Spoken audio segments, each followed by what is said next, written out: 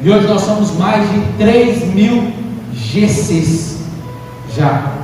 Fora os clandestinos. O que são GCs clandestinos? GCs que ainda não foram cadastrados nos sistemas da Lagoinha. Então imagina, nosso mesmo agora, Mateus, agora que nós estamos começando a cadastrar todos os GCs da nossa igreja. Então, irmão, não fique de fora disso não. Se você quer estar na Lagoinha, esteja aí no GC, eu abro um GC. Mateus capítulo 28. Quem encontrou diz?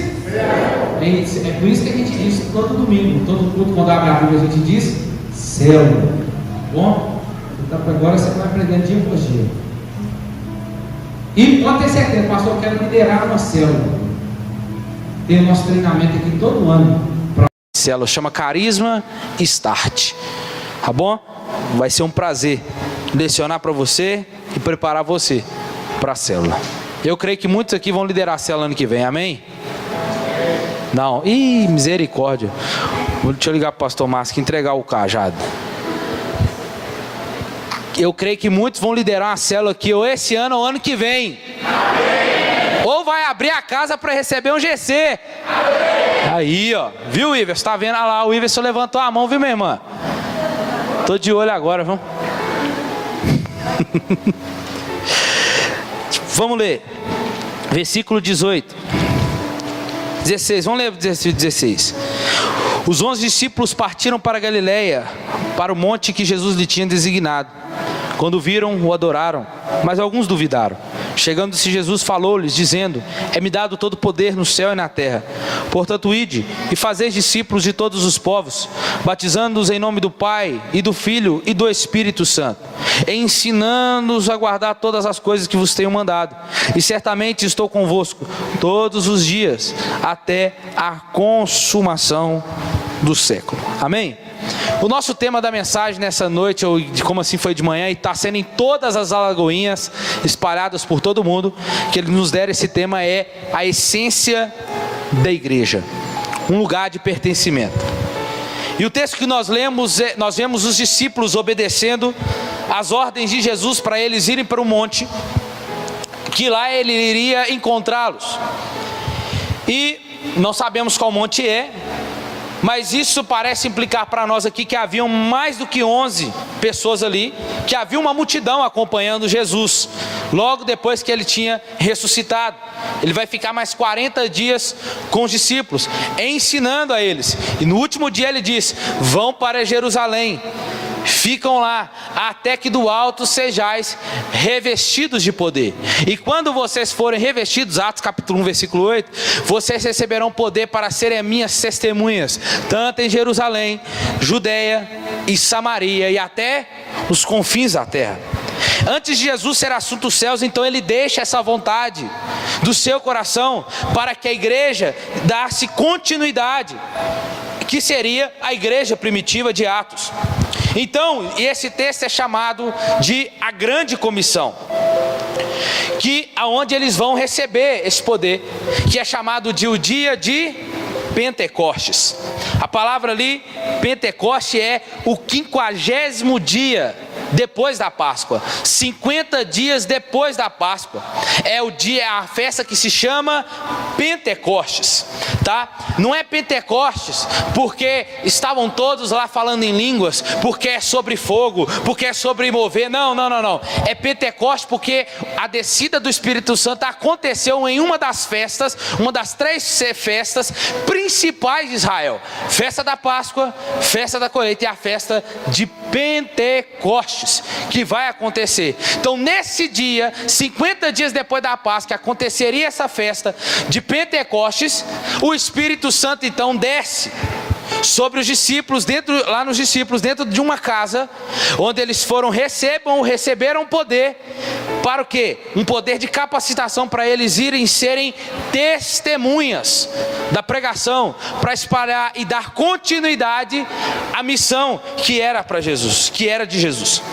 E depois disso nós vamos ver que a igreja ela começa a crescer naturalmente e sobrenaturalmente, fazendo o bem, ocupando as mazelas sociais, ignorada pelas autoridades que eram as viúvas e também eram os órfãos, demonstrando ali através deles o poder por sinais e maravilhas. E por isso a Bíblia vai dizer que eles caíam na graça de todo o povo. Atos capítulo 2, 47. E com o passar do tempo a palavra de Deus começava a se espalhar, o povo começava a crescer e eles obedeciam à fé. Eles não só ouviram Jesus, mas eles obedeciam aquilo que Jesus ensinou para eles outrora.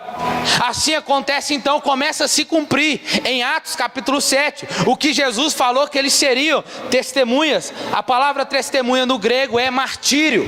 Então começa a se cumprir, aparece o primeiro mártir do evangelho, chamado Estevão, é apedrejado, vê os céus abertos e o Filho de Deus esperando ele a chegar aos céus. Então ele começa, a perseguição começa em Judeia e Samaria, a qual Jesus disse em Atos capítulo 1 versículo 8, que eles seriam testemunhas na Judeia e Samaria. Jesus está dizendo: vocês vão morrer pelo evangelho em Jerusalém, na Judeia, Samaria e até nos confins da terra. Que assim seja na nossa vida, amém? Que nós venhamos ser testemunhas de Jesus, amém? Não corre não, que é pior. Isso então é chamado de a grande comissão. É uma missão de Deus que foi dada à igreja. E a palavra grega aqui, quando diz ide, pregar, ide e fazei discípulos, a palavra do grego aqui original é porotentes, que significa portanto, não ide. Portanto, a palavra aqui é indo e fazendo discípulos. O que é isso? Quando a gente lê a ideia aqui de ide, a ideia de ide é que parece que tem que ser uma agenda marcada para eu evangelizar. O pastor precisa marcar uma agenda aqui para nós começar a evangelizar amanhã no feriado, evangelizar no carnaval. Mas quando a palavra original a gente entende que é indo, a gente não precisa esperar uma data, uma agenda da igreja para evangelizar. Jesus está dizendo: é indo para a escola eu estou evangelizando, é indo para o trabalho eu estou falando de Jesus, eu estou pegando ônibus, eu estou falando do evangelho. É indo e fazendo, é indo e pregando, é em todo tempo falando de Jesus. Porque tem gente quando você está andando que acha que você nunca foi crente e nem sabe que você é crente. Por quê? Porque você nunca abriu a boca para falar de Jesus com ela, você nunca abriu a boca para falar de Jesus, sobre o evangelho. Ué, mas você é crente? Não vou nem perguntar quem já passou por isso, mas por quê? Porque muitas das vezes a nossa boca só sai piadinha sem graça, fica no meio de confusão, fica no grupo dos escarnecedores, mas nunca nós abrimos a boca para falar de quem? Do evangelho de Jesus. Então é indo em todo o tempo, fazendo e pregando o evangelho. Então, viver a grande comissão implica necessariamente sair de um lugar de conforto e comodismo espiritual para ir em direção ao que Deus estabeleceu e revelou para nós. Isso não quer dizer que tenhamos que deixar literalmente o nosso ambiente físico para cumprir o ID, nem tampouco somente quando for uma missão. Não, eu vou cumprir o ID de Jesus. #ID, tô indo. Aí posta lá, tô indo para a África. Todo mundo acha que fazer missão é só ir para a África. Mas fazer missão é pregar aqui nas ruas do Ribeiro de Abreu. Você está fazendo missão. Isso, quando você vai para outro país pregar o evangelho, isso se chama missão transcultural. Você está atravessando para uma outra cultura, você está falando de Jesus lá. Mas escuta uma coisa que eu vou falar aqui: Jesus primeiro mandou a gente começar por Jerusalém, para depois querer ir para Samaria, Judeia e os confins da terra. Não adianta nada nós queremos conquistar os confins da terra, Samaria e Judeia, se a gente não conquistou nem a nossa Jerusalém aqui para Jesus ainda. Então o texto ensina que a igreja foi chamada para fazer discípulo. O texto continua nos afirmando que Deus nos deu, irmãos, autoridade. Ele nos deu autoridade não somente para irmos, mas para nós fazermos discípulos. É outra observação do texto aqui. Porque nós nos preocupamos demais em ir. Estou pregando o evangelho, estou falando de Jesus. Mas entenda uma coisa: o que adianta pregar e não fazer discípulo? Nós precisamos não só pregar, nós precisamos ensinar, nós precisamos cuidar. Por que nós não fazemos isso? Eu falei isso pela manhã. Por quê? Porque ir fazer é rápido. Pregar o evangelho, eu vou ali e prego. Se de fato pregar o evangelho, já falei sobre o que é o evangelho aqui. Agora, fazer discípulo requer de nós, demanda tempo, gasta-se tempo. Por quê? Porque tem que sentar, tem que ensinar. A pessoa vai tropeçar, você levanta ela vai machucar, você tem que ir lá cuidar da ferida dela, tem que ter paciência. Isso é fazer discípulo, demanda tempo. Com Jesus foi 3 anos e meio os discípulos andando com o mestre, sendo discipulado por ele. Então nós não queremos isso. Nós vivemos uma geração do fast food. Eu falei essa manhã, a gente liga lá, pede o lanche, a mulher do lanche fala assim, 40 minutos, umas 30, 40 minutos para entregar. Dá 41 minutos, você está com o telefone na mão, fala assim: aqui moço, você falou que era 40 minutos e já deu 41 minutos, cadê o meu lanche? Ah, pô, quer saber? Pode cancelar esse trem. Ou então, se você não é crente, você deixa o motoqueiro chegar e manda ele embora, voltar com o lanche. Gastou gasolina, coitado, perdeu a entrega. A gente é sem paciência. A gente gosta de tudo rápido, de tudo pronto. Ah, não vou fazer almoço não, liga lá e pede um trem. Vai lá, liga o almoço, pede o almoço. Hoje é assim. Hoje nós somos geração do micro-ondas. Qualquer coisa lá dentro esquenta. Ah, não vou ligar o gás não. Nós somos assim, irmãos. Então nós, como cristãos, nós não queremos perder. Achamos que sentar com uma pessoa, ensinar ela a palavra, ensinar ela uma lição, é perder tempo. E não é discipular pelo WhatsApp, como eu já vi muitos hoje. É sentar, é gastar tempo mesmo com a pessoa. É o que o Paulo diz: eu gastarei, me deixarei gastar pelo amor ao evangelho. Então, irmãos, nós precisamos entender isso.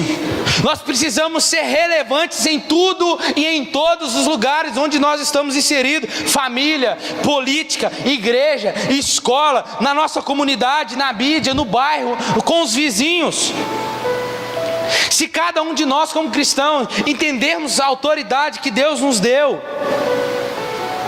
nós ganharíamos o mundo todo para Jesus. Por quê?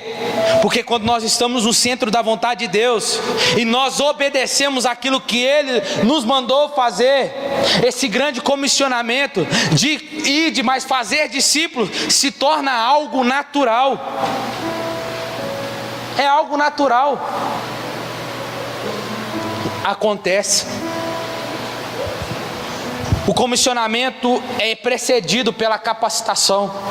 Antes de Jesus enviar os discípulos, Ele deu a eles autoridade. Ou seja, sem a autoridade, Ele está dizendo: eis que vos dou poder e autoridade.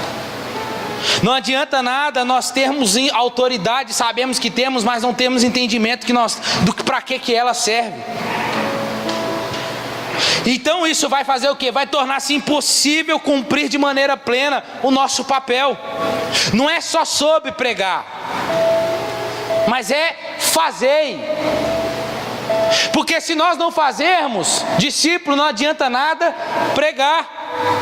Porque por mais que nós pregamos, mais do que fazemos, não adianta nada. E falamos sobre ser discípulo acima, porque isso é ser a essência da igreja, é estar na essência da igreja, é entender a essência da igreja, é fazer discípulo. Será que nós temos sido discípulo? Será que estamos fazendo discípulo? Porque para ser cristão, entenda, ser cristão é ser discípulo de Jesus. Jesus não somente fez discípulos, mas Ele fez com que os seus discípulos fizessem outros discípulos. O evangelista Lucas é discípulo do apóstolo Paulo. O apóstolo Pedro, sabe o evangelista Marcos? Marcos é discípulo de Pedro. Então entenda, irmãos, é sobre fazer. E eles fizeram discípulo não mediante as suas ideias ou aquilo que eles achavam, não. Eles fizeram discípulos mediante aos ensinos de Jesus. Os ensinos de Jesus era a base, porque não era para que eles criarem coisas novas. Eles fizeram isso imitando a Cristo. E se eles imitam a Cristo, logo os seus discípulos imitarão a quem? A Cristo. Então, no caso, imitar é ser discípulo, e fazer discípulo é você imitar a Cristo e levar os outros à imitação de Cristo também. O ato de ajudar alguém a seguir Jesus pressupõe que o ato de seguir pressupõe que quer dizer que quem não segue a Jesus não pode ajudar pessoas a seguirem Jesus. É incoerente. É a mesma coisa que aquela pessoa que faz tanta merda na vida. Você olha para a vida da pessoa, você fala misericórdia, a pessoa olha aí. Aí a pessoa quer fazer, sabe o quê? Quer vir dar conselho. Quer falar com o celular. Oh, não, moço, você não pode ser assim. Rapaz, você olha para ele assim. Você quer me dar conselho. Você quer me ensinar nesse assunto. Por quê? Isso você está falando, Jesus, me poupe, rapaz. Jesus disse isso em Mateus capítulo 7. Só sou transliterando para século 21 e 2021. Jesus disse assim, ó: por que você não tira o cisco no olho? Por que você está tentando tirar o cisco no olho do irmão, mas não repara o que está no seu olho primeiro? Ou como você disse, seu irmão: deixe que eu tire o cisco do seu olho, enquanto você está com o seu ainda. Jesus chama essas pessoas de hipócrita. Tira primeiro essa trave que está no seu olho, então você verá claramente. Então você verá claramente para tirar o cisco do olho do seu irmão. Sabe o que Jesus está dizendo? Rapaz, resolve a sua vida primeiro, para depois você querer ajudar os outros a resolver a dele. Então entenda uma coisa, meu irmão: não adianta nada você dizer que segue Jesus, mas a sua vida não tem nada a ver, e você quer levar o outro para Jesus. Não tem como, é incoerente. Essa vida que você leva aí, eu não quero não. Se Jesus, do jeito que você serve aí, nunca eu quero, melhor ficar aqui. Então entenda, Jesus tinha muitos seguidores, uma multidão, mas será que todos os seguidores eram discípulos? Será que todos que estão aqui nessa noite é seguidor ou é discípulo? Porque no meio da multidão estava todo mundo junto. A multidão ia até Jesus por interesse. Só que entenda, quem vai a Jesus por interesse não querem pagar o custo para segui-lo. E qual que é o custo? Lucas capítulo 14, versículo 25. Grandes multidões acompanhavam Jesus, e ele voltando lhe disse: se alguém vem a mim e não ama o seu pai mais do que a mim, a sua mãe, a sua mulher, os seus filhos, os seus irmãos, as suas irmãs e até a sua própria vida, não pode ser o meu discípulo. E quem não tomar a sua cruz e vier após mim, não pode ser o meu discípulo. Tem um custo, Jesus já pagou tudo, mas tem um custo para segui-lo agora. Tem que tomar a cruz, abandonar o eu, abandonar as coisas que te atrapalham. Por quê?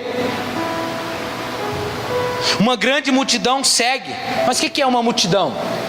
É como uma pessoa sem nome e sem rosto.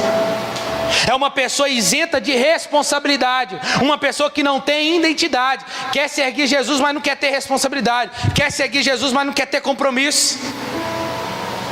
Os seguidores ou a multidão é o exemplo que temos nos dias de hoje, que é possível seguir Jesus sem compromisso, ou seja, sem levar em consideração o custo de segui-lo, de ser discípulo.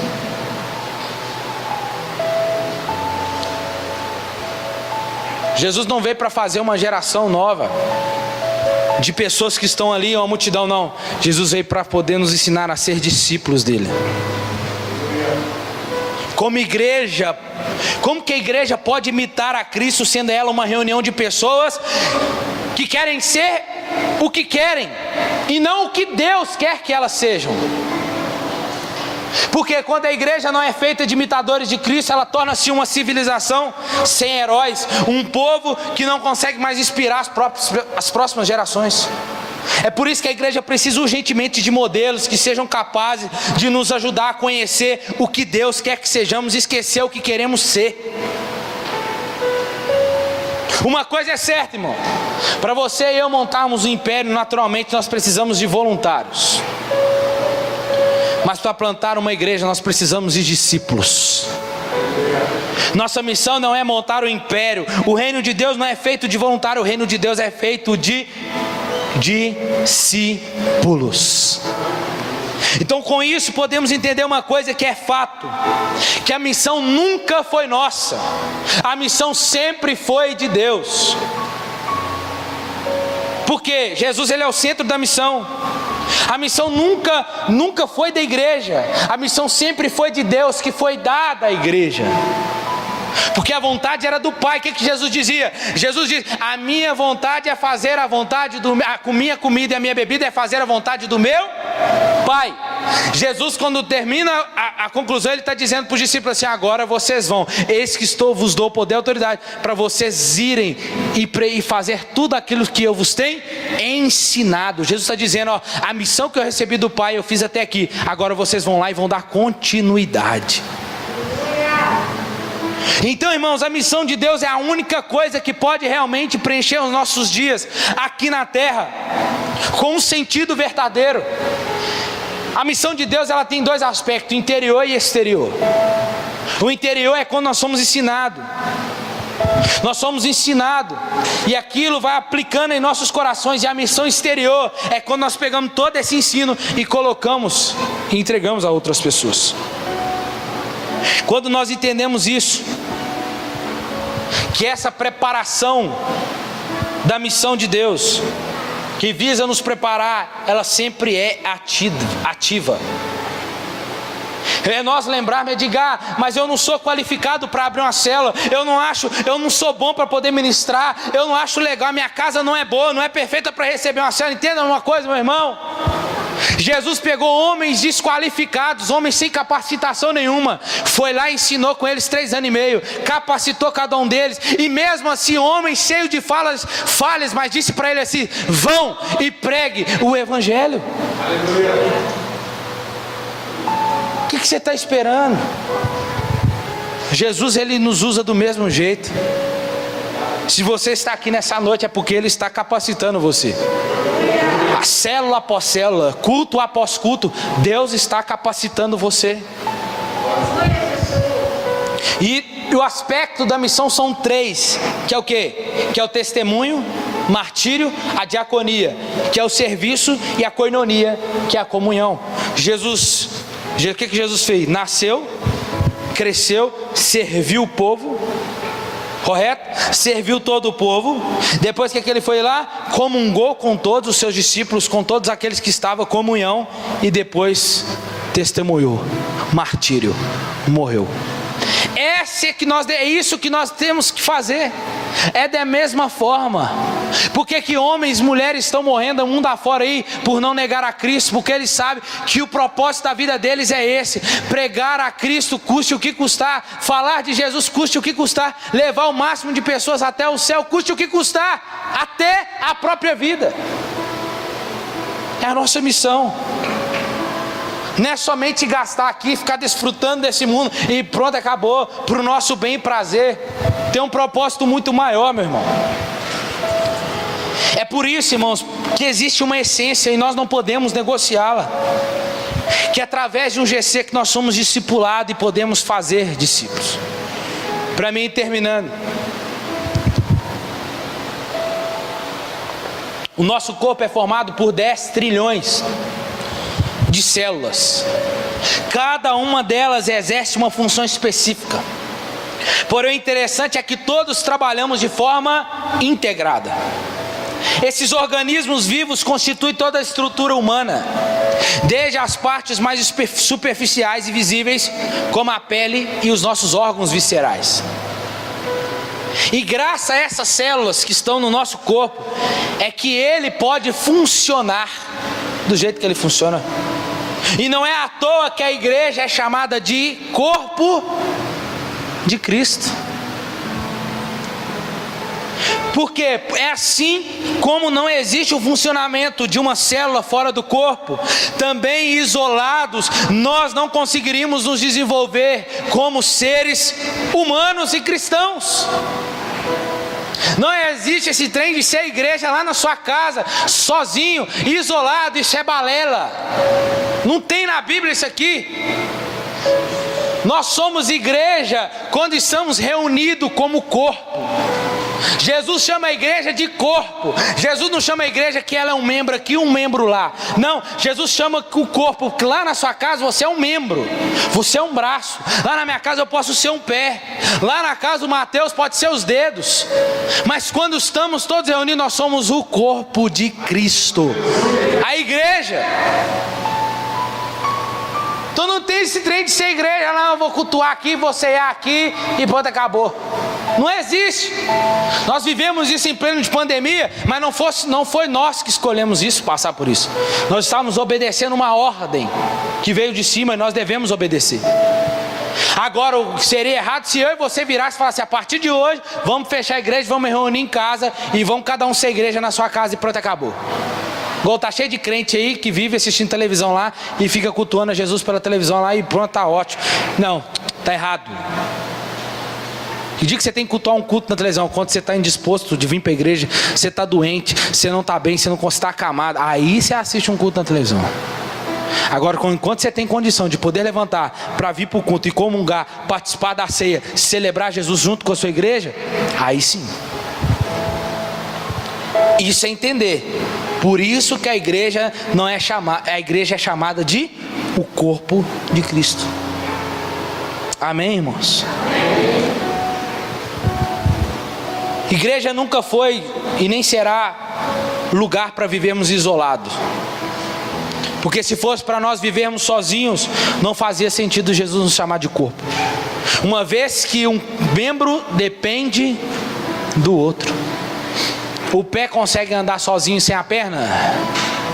A mão tem sentido sem os dedos? O joelho, o que seria o joelho sem essa parte da coxa da perna aqui e lá?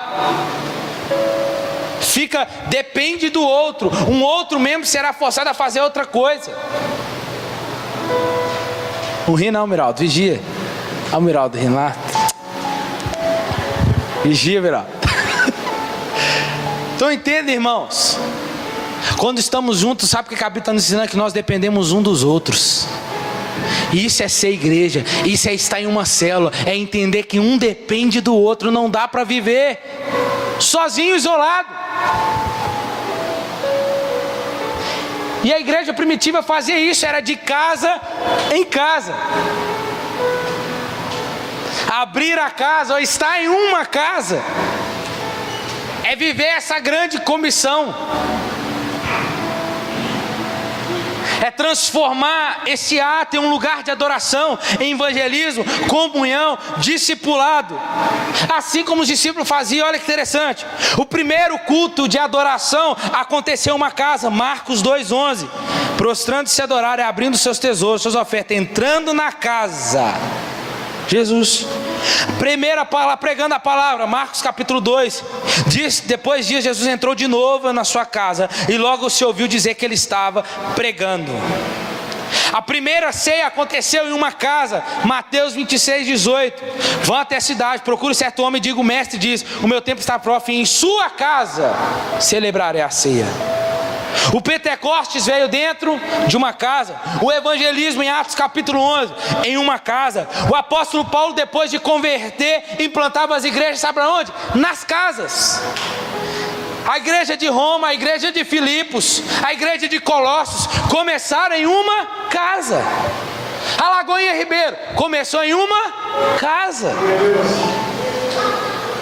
A sua casa, meu irmão, onde você está em um GC, é uma extensão da igreja, é uma extensão do reino de Deus sendo implantado lá. É o evangelho de casa em casa. Você talvez pode dizer para mim, estou terminando: pastor, eu queria muito uma célula na minha casa, mas meu filho, mas meu marido, Irmãos, ora a Deus. Fala para Deus o seu desejo, fala para Deus sua vontade, que Deus encarregará de cuidar do ambiente, de mudar o coração deles. Fica tranquilo, porque esse é o desejo de Deus. As células geram comunhão, relacionamento, amizade, tempo de qualidade entre líder e liderado, acompanhamento de perto. Tem gente que eu batizei aqui mês retrasado, que ia só na célula, mas depois começou a vir para a igreja. Tem gente que falou que nunca ia pisar em uma igreja, mas está indo em célula. O que é isso? Deus, GC, célula. Talvez você está lá, tem uma célula aqui nossa, que está numa casa onde o filho está desviado. E a mãe falou assim: eu quero uma célula lá em casa. E eu sei que essa célula vai fazer diferença na vida do meu filho. E vai, em nome de Jesus. Deus pode fazer isso, irmãos. Precisa só do seu da sua fé. Então, irmãos, o discipulado de casa em casa não é uma visão de Lagoinha, é uma visão bíblica, porque a igreja primitiva fazia isso. Logo, enquanto nós estamos fazendo isso, nós vamos ver a igreja crescendo, pessoas entregando a vida para Jesus, e naturalmente, através dos nossos relacionamentos entre pessoas e Deus, Deus estará, como diz em Atos capítulo 2, versículo 47, e Deus ia acrescentando aqueles que iam sendo salvos. Então entenda uma coisa: Cristo delegou a sua autoridade. Deus não delega a tarefa, Ele delegou a autoridade. Ele deixou já a sua mensagem. Ele diz: ensina tudo que eu já ordenei para vocês. Está aqui, está tudo aqui. Prometeu a sua companhia: estarei convosco todos os dias até a consumação dos séculos. Então qual que é a essência da igreja em si? Amar o perdido, fazer discípulos, viver o evangelho genuíno, viver em comunhão com esse Deus trino, ter uma vida super direcionada e governada por Deus, desfrutando da sua presença. Com essa perspectiva, então, além de você fazer parte ou pertencer, você é um instrumento de Deus para conectar outros ao corpo de Cristo. Ou seja, não é apenas vontade do pastor, ou do pastor Márcio, ou da instituição que você está, mas é a vontade de você entender que você viva o pertencimento, que é a vontade de Deus. Fica de pé no seu lugar. Somos uma igreja que ama a pessoa. Olha aqui, ó. Somos uma igreja família. É servindo por algo maior, que ama servir, conectar. E nós precisamos crescer nisso dia após dia, como igreja. É nós sermos mais humildes, porque a humildade gera pertencimento. Tanto para você conectar, você precisa estar aberto, quanto para você conectar os outros. É você ter a humildade de entender que primeiramente você tem sentido sim no corpo de Cristo. Você não é fruto do acaso e você está aqui perambulando, não. Você é sim fruto de Deus. Você tem valor, você tem um papel importante no corpo de Cristo. É você entender que o pertencimento, o suporte em amor gera vínculo, gera conexão. É você ser sustento na vida do outro. É você estar sempre pronto para estender a mão. E outra coisa, fazer o necessário para viver o pertencimento. É você esforce também para poder fazer parte.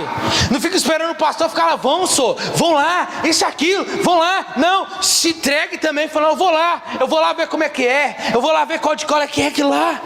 E isso também, quando você faz isso, você está logo levando pessoas também, inserindo outros lá. Da mesma forma, irmãos, escuta uma coisa aqui: o meu líder não foi me visitar, mas você já parou? O mesmo caminho do líder até você é o mesmo caminho de você até onde o líder está. Se você quiser um dia lá na sua casa para fazer um teste, nós vamos fazer isso também, não tem problema não. Não é, Mateus? Nós fazemos um teste lá na sua casa, não tem problema não. Aí você fala: eu gostei, é aqui que eu amo, é aqui que eu quero ficar. Não há lugar melhor do que uma célula lá. pertencemos a um corpo, irmãos, ligado a um cabeça que é Cristo. E a pessoa de Jesus é que nos gera conexão e pertencimento. Estamos ligados a Ele. Amém? Então hoje eu incentivo a você sair daqui. Você que ainda não faz parte de um GC, assim como eu fiz um desafio em abrir um GC. Eu estou experimentando. Na minha célula tem muitas pessoas que ainda não são convertidas, mas estão lá aprendendo de Jesus, estão lá ouvindo Jesus, já tem vindo na igreja. É ou não é, Lu? Por isso hoje, mais do que nunca, devemos voltar à essência. O desejo do coração de Deus é estabelecer o seu reino na terra, através da restauração de quê? Desse relacionamento, que só é possível por meio de Cristo. A missão de Deus, entenda uma coisa, a missão nunca foi sua, nunca foi nossa, é a Mission Dei, a missão sempre foi de Deus, e nós somos encarregados. Irmãos, entenda uma coisa, eu e você somos privilegiados em dar continuidade à missão que Jesus iniciou. É uma missão que não é para fazer no singular, é uma missão que só será possível quando ela for feita no coletivo, todo mundo junto. Nós somos igreja. A equipe de louvor pode subir. E é impossível ser igreja sozinho. Diga para o seu irmão do seu lado assim, ó: venha ser igreja com a gente. Amém? Você pode aplaudir o Senhor bem forte aí?